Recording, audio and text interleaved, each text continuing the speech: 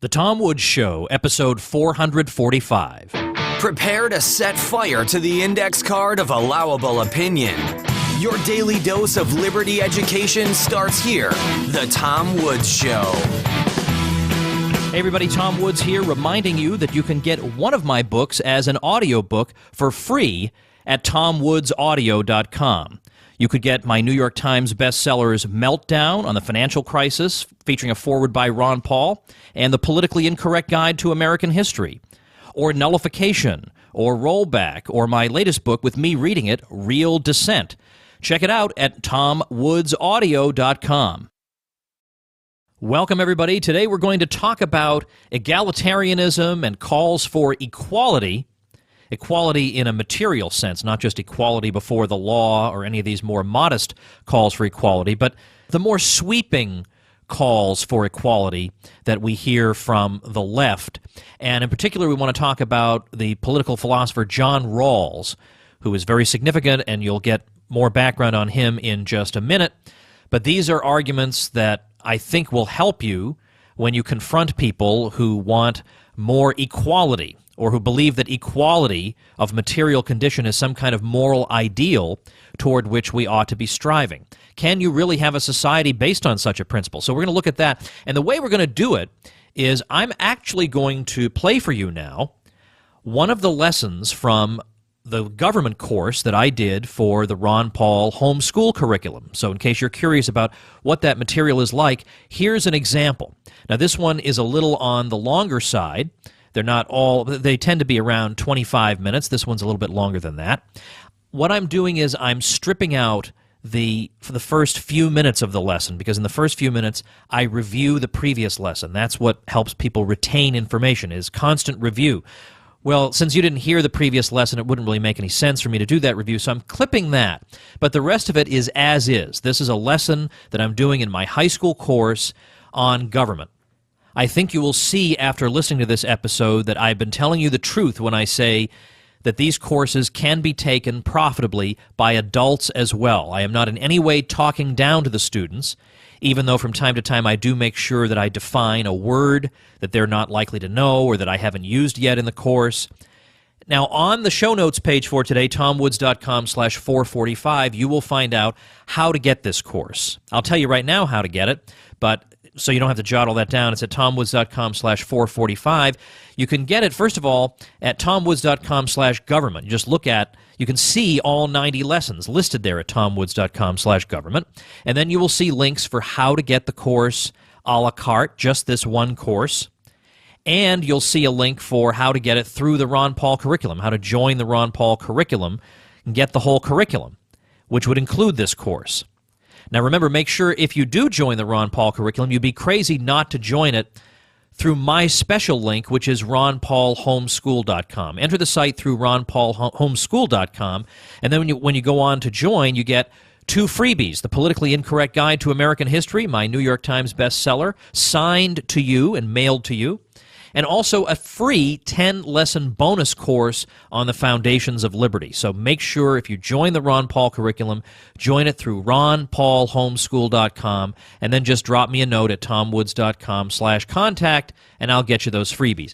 And of course, you can get these courses as gold and platinum members of the Supporting Listeners program of this show at supportinglisteners.com, but all that will be explained and linked over at tomwoods.com/445, the show notes page for today. All right, everybody, here we go. I hope you enjoy it. Hi, everybody, it's Tom Woods, and today we're going to talk about a very, very influential 20th century political philosopher named John Rawls. I think Rawls, of the ones this week, other than Rousseau, Rawls would be the one who's the best known.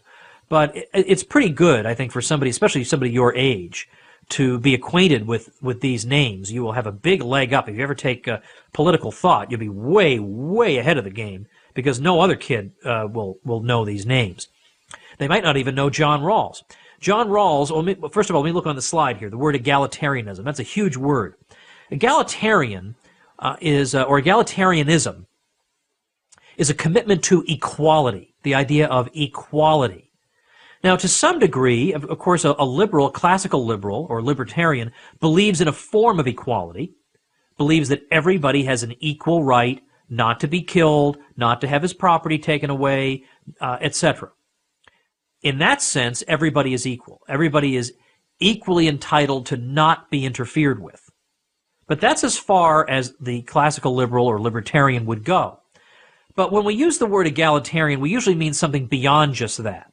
An egalitarian is somebody who often believes, at the very least, that incomes, that is the amount of money you earn, should be made more equal than it is now. So people who are rich should have a little bit less, people who are poor should have a little bit more, and an extreme or radical egalitarian would believe that everybody should have absolutely equal amounts of income and wealth. Now, Rawls does not hold that everybody has to have exactly the same amount of wealth or income, but we'll see why he says that in just a minute. But let's first go through and try and understand a little bit about Rawls. The key book that everybody knows about in connection with Rawls is his book, A Theory of Justice, from 1971. What's particularly interesting about this book is that it contains no definition of justice. This is rather an oversight for a philosopher. Philosophers are supposed to believe in defining terms and being super precise. We never get a definition of what he even means by justice. Until page 579. Page 579, he at least acknowledges that he hasn't defined justice. He says that he was eager, quote, to leave questions of meaning and definition aside and get on with the task of developing a substantive theory of justice.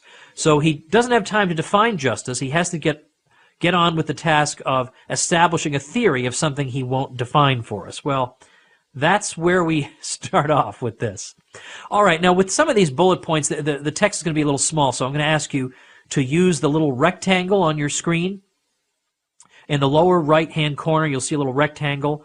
Just click on that, and that'll make this slide, and this, of course, works with all these videos of the Ron Paul curriculum, take up the whole computer screen. You'll be able to read it a little bit better. And by the way, don't worry, I'm going to read them to you. But if you want to follow along. What Rawls is best known for is his thought experiment. And he later says that he devised the experiment in such a way that it would have the outcome that he wanted. But here's how the experiment works. He's saying, let's imagine that you are in what he calls the original position. You are going to be part of a society, but you are operating under what he calls a veil of ignorance. So you don't know in this society what your position is going to be. You don't know if you're going to be male or female. You don't know if you're going to be rich or poor. You don't know if you're going to be black or white.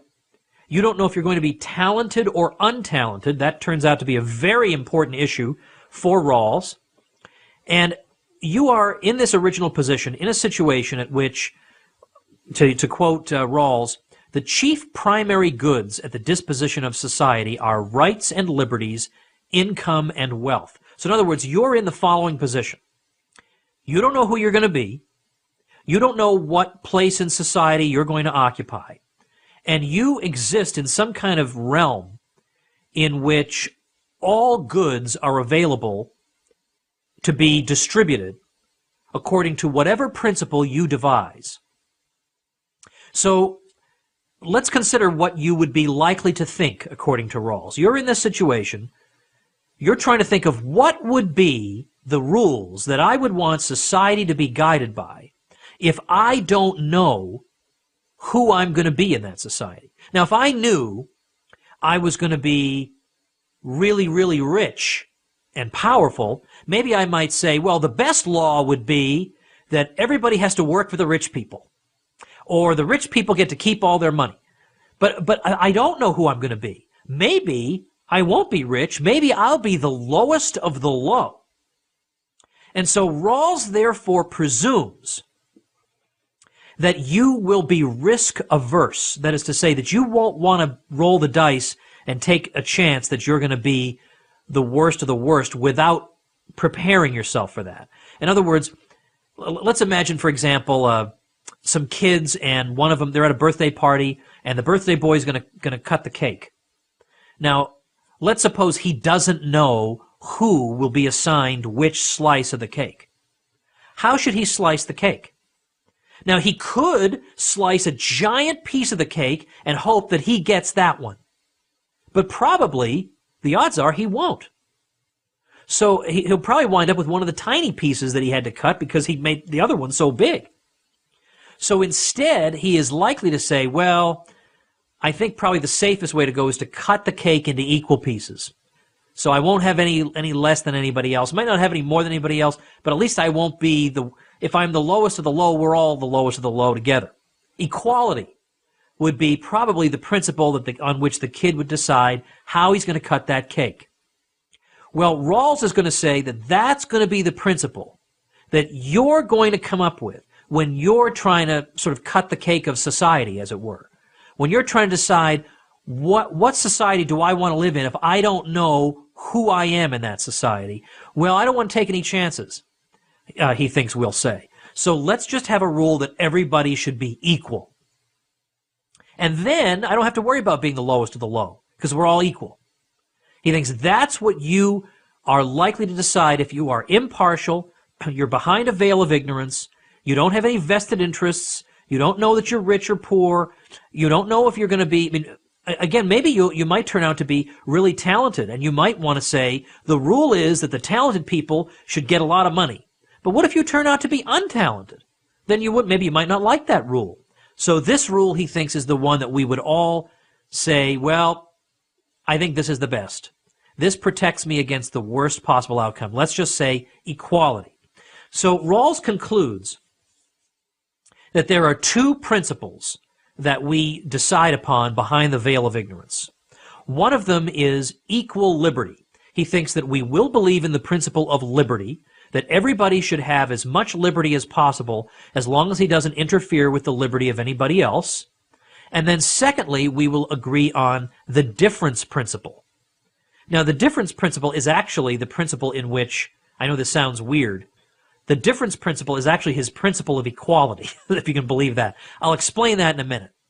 Now, I might just note here as a side observation that there is a very substantial socialist assumption built right into the whole experiment, which is namely the idea that it makes sense even in a thought experiment to conceive of society as consisting just of a bunch of goods that are unencumbered by ownership. It's just a bunch of stuff out there, and we'll just devise some rule by which all the stuff that's just out there will be distributed to everybody. I mean, basically, it assumes that the national income is not arrived at by adding up the incomes of each individual. It assumes that the national income is like the collectively held income of the collective. But to assume that is really to assume like the most important issue of all. Like, this is precisely what you need to defend. You need to argue for that position, and he's just assuming it right at the outset. Well, anyway, that's a slightly technical point I'm sorry for burdening you with. Let's move on, and you'll see what the implications of all this are. But let me first explain what the difference principle of Rawls is. The difference principle is his principle of equality, that we need to prefer equality. That is a central ingredient of justice. However, he says, he is not going to insist that every single person has to have exactly the same money income. Because suppose we had that. Suppose everybody, no matter how hard you worked or what job you had, everybody got the same amount of money in his paycheck. Well, would you work as hard if you knew that no matter how hard you worked, you'd get the same amount? Would you go to all the trouble of going to medical school for years and years and years if you knew that you couldn't keep the money that you earned from medical school, that most of it would be taken away from you to be given to people who haven't done anything? Well, probably you wouldn't. And Rawls says, now that would not help the poor. He says that if our concern here is, the whole point of favoring equality, he says, is that each one of us behind the veil of ignorance would be concerned that maybe we would be the worst, so we want to make the worst the least bad off that we can. Now, if we have a system where everybody gets the same pay, that's going to hurt the poor, because nobody's going to want to be a doctor. And so the poor won't get medical care. Nobody would want to be a doctor. Nobody would want to go to the trouble. Nobody would want to be a great inventor because all his money is going to be taken away, practically, most of it. And so the poor would lose out on medical care, on great inventions, with people not willing to work as hard. There wouldn't be as much stuff produced, so the poor would get less stuff. He says, so it is okay for people who do excellent work or work really hard to get more pay than other people, because that difference in income benefits the poor. Because the doctor can be somewhat unequal, he's willing to be a doctor. And then the poor get the benefit of medical care. So the poor are benefited by that inequality. So Rawls' view is you can have inequality, but all inequalities have to justify themselves by whether or not they are to the benefit of the least well-off. So the general principle then is we favor equality unless inequality benefits the least well-off among us.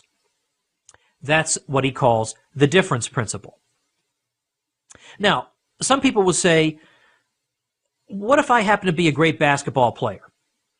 Shouldn't I be able to earn the income that I deserve, that comes to me by dint of my hard work at being a good basketball player? And his answer would be no, because your talent, your skill at basketball is something you got through luck. You don't deserve things that come to you through luck.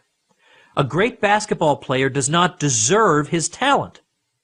But it's not just talent, though. You could have talent and never cultivate it. It's also the hard work that went into cultivating and really letting that talent blossom. So what about that? Don't I deserve a little bit more for my hard work? And he would say, no, you don't deserve that, because your willingness to work hard is also luck, that you happen to have that trait. That's also undeserved. Or if your parents encourage you to work hard, that's also undeserved. Now, again, with the difference principle, he would say that maybe you can have a little bit more, but not because you deserve it, but because it benefits the poor if you have a little bit more, because then maybe you're more likely to entertain them with basketball. You see, so you would be entitled to somewhat more. We don't know exactly how much Rawls would allow the basketball player to be unequal, but it's not because of anything that you deserve. You also don't deserve the fact that people like basketball, but you could have a guy who is just as good a chess player as you are a basketball player, but nobody really wants to pay to watch a chess match. And so why should you don't deserve the fact that there's a well-developed market for basketball games, that people want to go to basketball games. In what way is it obvious that because my talent came to me by luck, that the government has claim on my talent, or the government is entitled to the fruits of my talent, or that the government can take away what people voluntarily give me because they enjoy the services they get from my talent, from my basketball playing or whatever? It seems like we're making a jump from your talent came to you by luck to the government should be able to take away a lot of your income because that talent came to you by luck. Well, I think you would have to prove that second statement, though it doesn't seem to follow necessarily from the first one. Also, Rawls is strongly discouraging of the idea that we should think in terms of some people as being deserving and other people as being not. When we're engaged in saying, look, we got to take from some people and give to others to establish equality, he does not want to hear anything about these people deserve it more than other people. He says the principles of justice do not mention moral desert, that is, deservingness. And there is no tendency for distributive shares to correspond to it. He goes on to say, the initial endowment of natural assets and the contingencies of their growth and nurture in early life are arbitrary from the moral point of view. So, in other words, morally it doesn't matter whether you're talented or untalented, but it also doesn't, when it comes down to justice, it doesn't matter if you are a lazy bum, it doesn't matter if you are a wretched human being, or you are an extremely decent person who's struggling to make ends meet. He says, the principles of justice do not mention moral desert. Equality is required for everybody. Remember the exception of the difference principle, but equality is the reigning idea for everybody. It doesn't matter if you're morally deserving or morally undeserving. So in effect, in the reading that I've got for you, in effect what he's saying is that a mugger who has never worked in his life has to be treated as the moral equal of a single mother who was abandoned by her husband and trying her best to raise several children. We can't say that one deserves the sympathy of society more than the other in terms of equality. They're both entitled to the same consideration in terms of distributing the goods of society to them. Neither one of them is entitled to a larger share of resources. But this is another aspect of the Rawlsian setup that has led some people to dissent from it, because it does seem to at least some people, that the question of moral desert, whether or not the person is deserving, should affect our analysis. It seems a little bit odd that we should say everybody is equally entitled to an equal share of things, no matter what his condition, whether he is working or not working, whether he's a criminal or law-abiding, etc.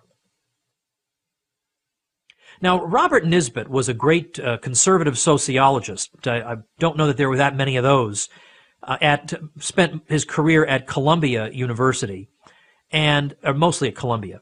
And Nisbet asked this. Now, see if you can follow this. It's a little bit technical, but I'm going to read you this passage and see if you can get what he's driving at. He's implying that if Rawls is going to be taken seriously, and if Rawls is going to take his own principles seriously, then he should want to abolish the family. Because after all, so much inequality originates in the family. Because some kids have parents who are very engaged in their lives and very active in their educations, and parents who are very encouraging and provide them with the goods that they need. And there are other kids who have very distant parents, or parents who are not involved or don't care or who aren't loving. So right from the beginning, we have inequality. So if we really cared about equality, then we would be honest enough to say we got to get rid of the family. Now understand, I am not saying that I support that. That I consider that to be a completely preposterous proposal. I raise it because it seems that if you really believe in equality at a radical level, you would have to abolish the family.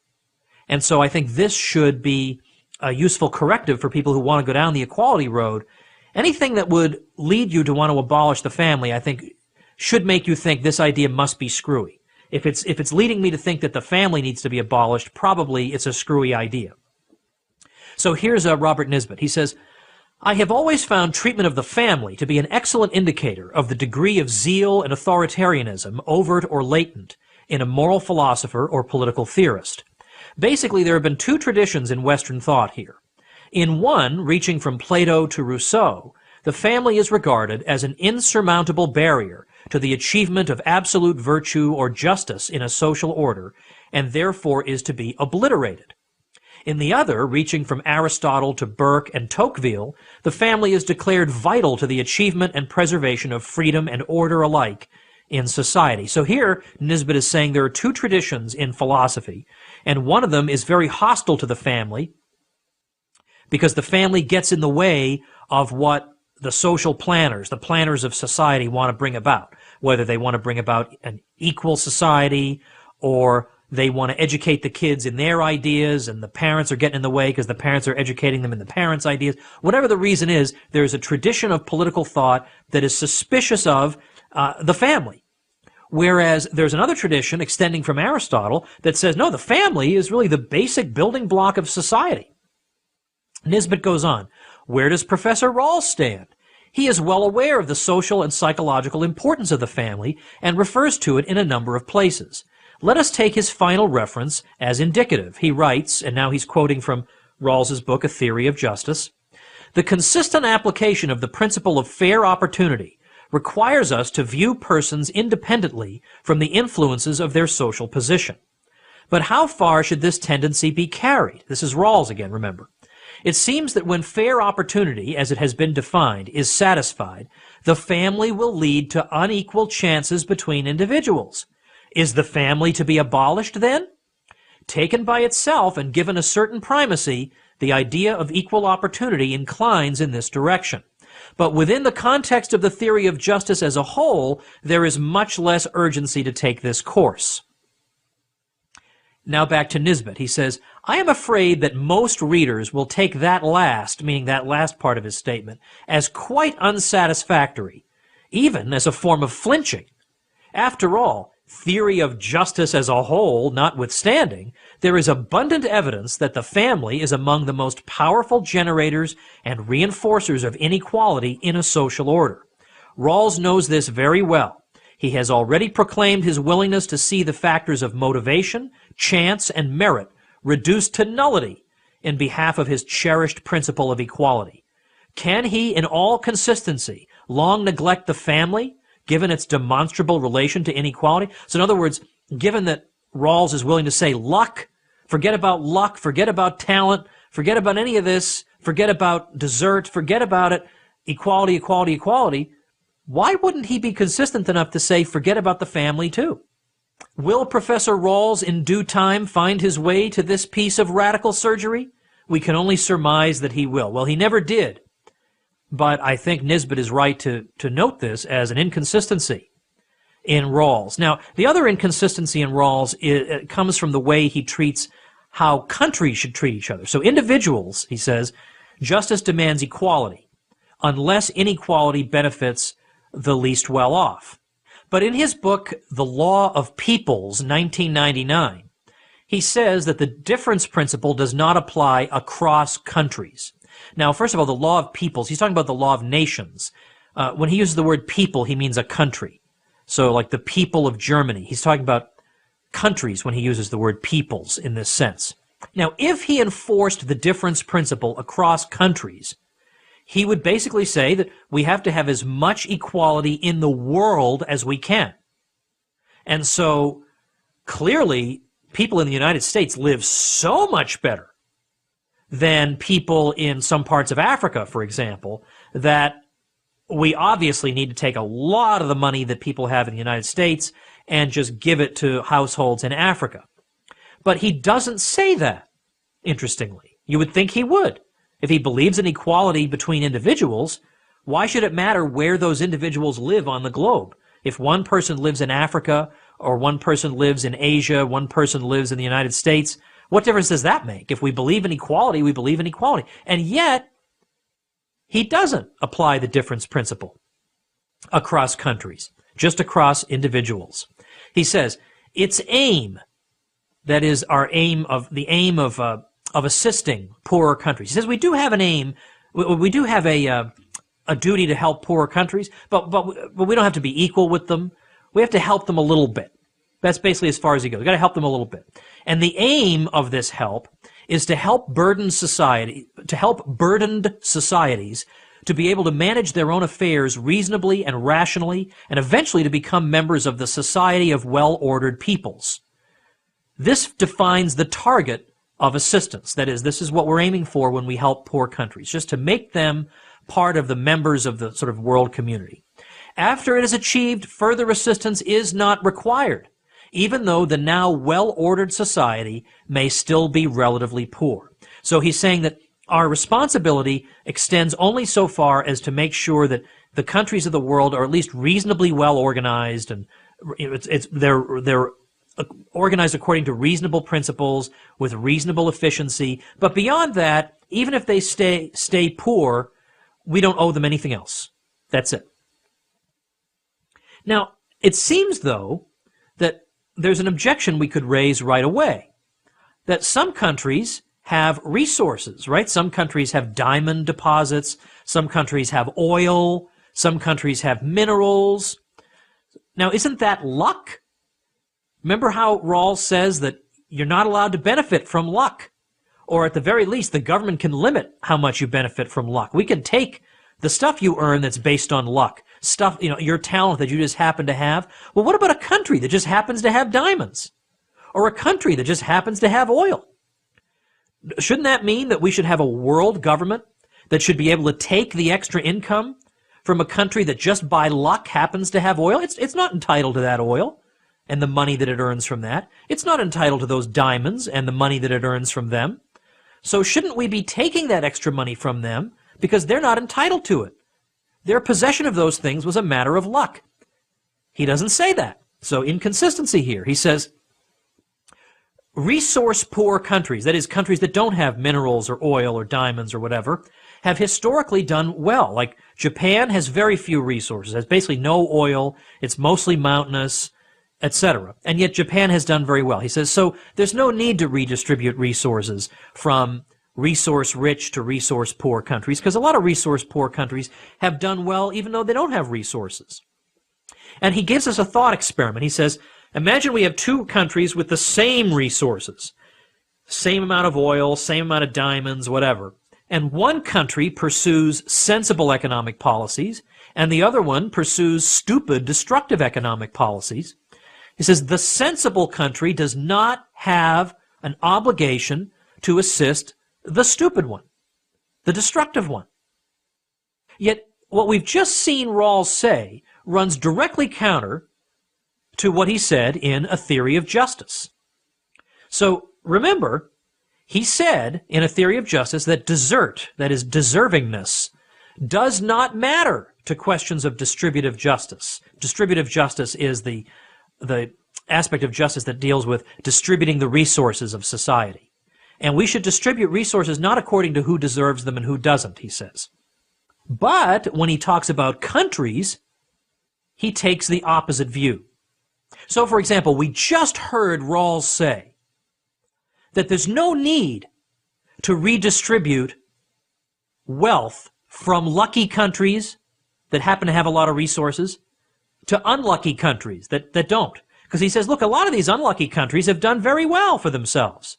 So we don't need to take from the lucky and give to the unlucky.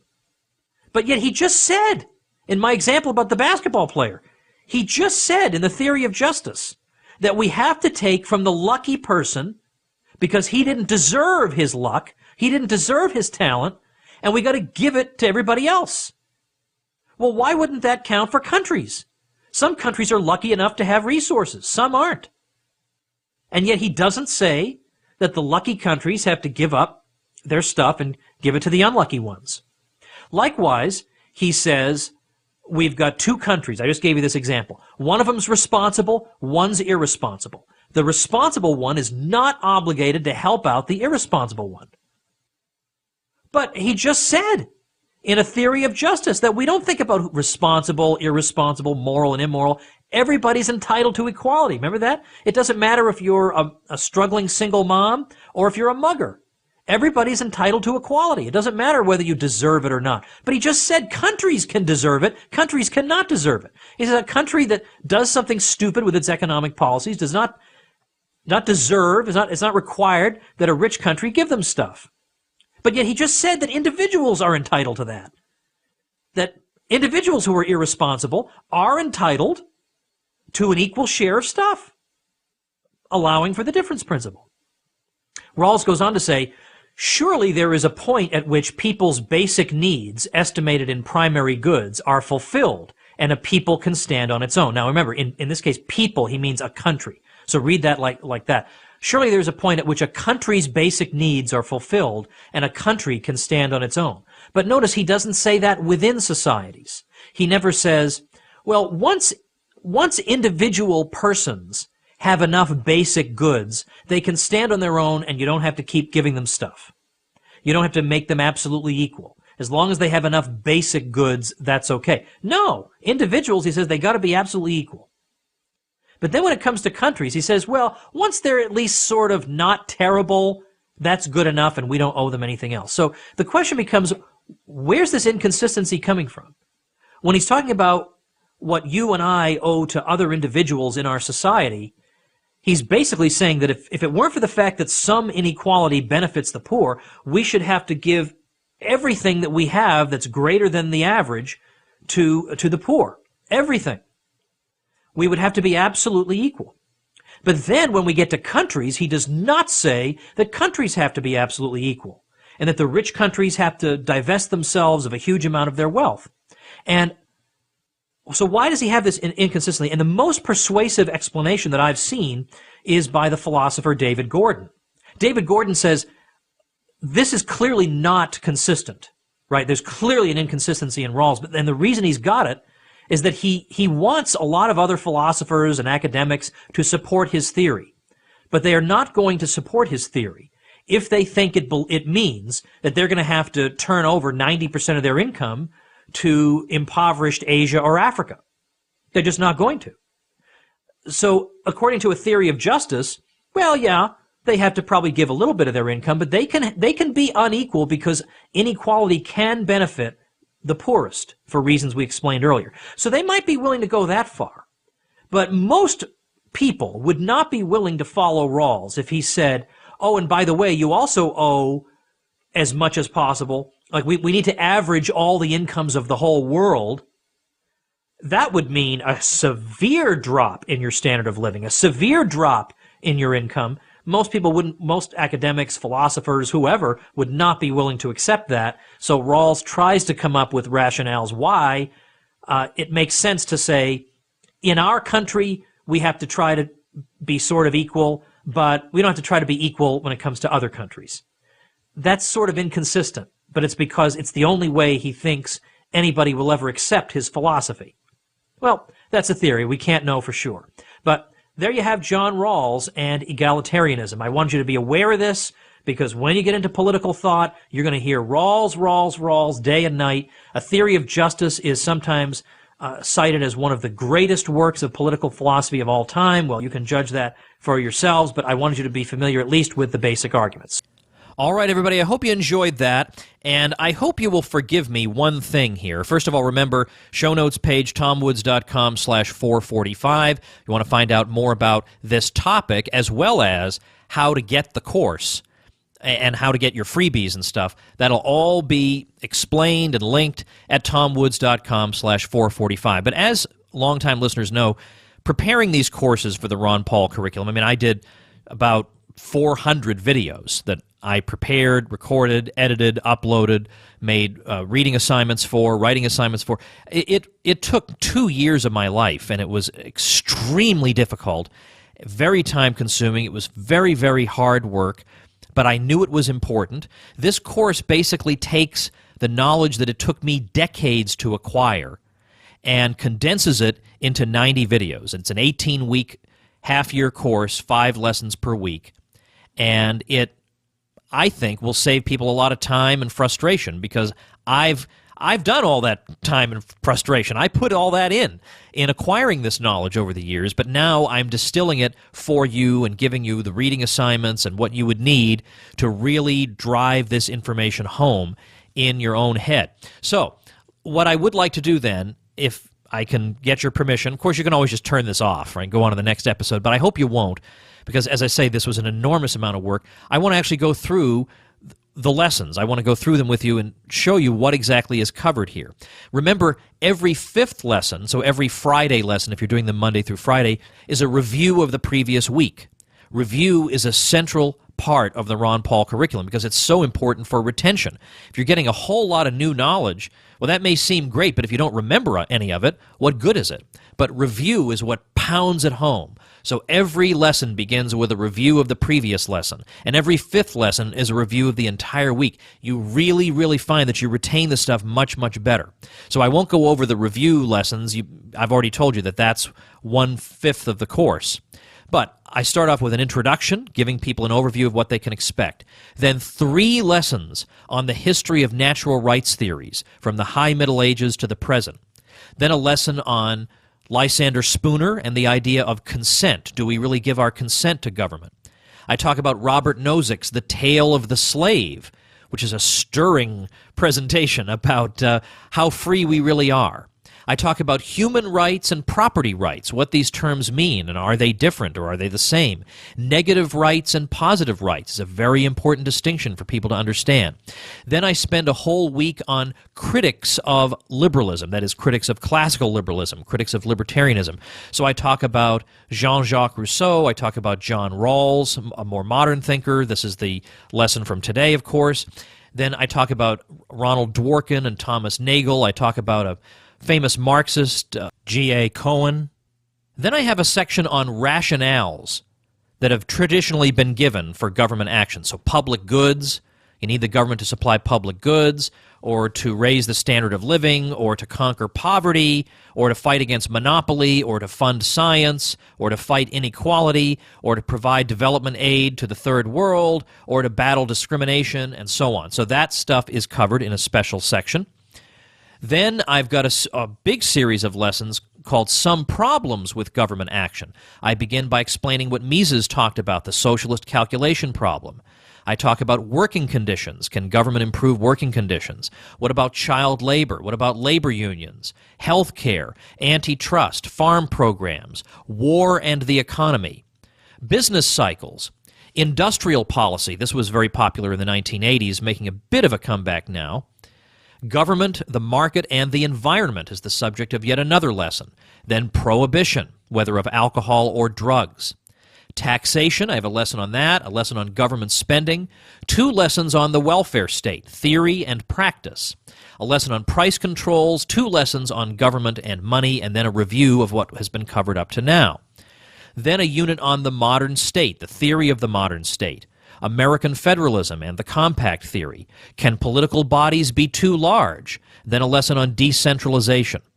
Then I have a series of lessons on comparative systems, so comparative systems of government. So first we talk about constitutionalism, we talk about the American case, we talk about to the 10th Amendment and self-government, we talk about progressives and their idea of the Constitution as being a living, breathing document. I have a lesson on the American states and the federal government. Then we talk about monarchy, social democracy, Sweden, for example, 2 lessons on fascism, 2 lessons on Marxism, 2 lessons on communism, a lesson on post-war Africa as a miscellaneous example of interventionism, then 2 lessons on public choice, which is a field that I think you'll find interesting, then a lesson, miscellaneous examples of government activity and incentives, then a unit on the lessons of history, because usually we draw the wrong lessons from history. So I've got the Industrial Revolution, 2 lessons on the New Deal, and then a lesson on the housing bust of 2008.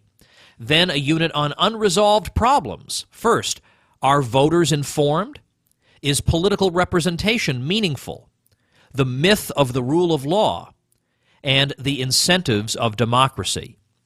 Then, to conclude, the concluding lessons, I talk about Robert Lefebvre, a guy you may not know of, but who was a great libertarian theorist about a half century ago. Then I introduce students to Murray Rothbard and his critique of the state. I do a case study. We look at the Old West, which has been completely misunderstood as a historical episode. Then we conclude with a lesson on the economic freedom of the world. Is there a correlation between economic freedom and prosperity? And then finally, Lecture 90, What Have We Learned? So, I hope you find that interesting, and if you're interested in getting that course, tomwoods.com/445 will give you all the different ways to get it. Thanks for listening. Become a smarter libertarian in just 30 minutes a day. Visit tomwoods.com to subscribe to the show for free, and we'll see you next time.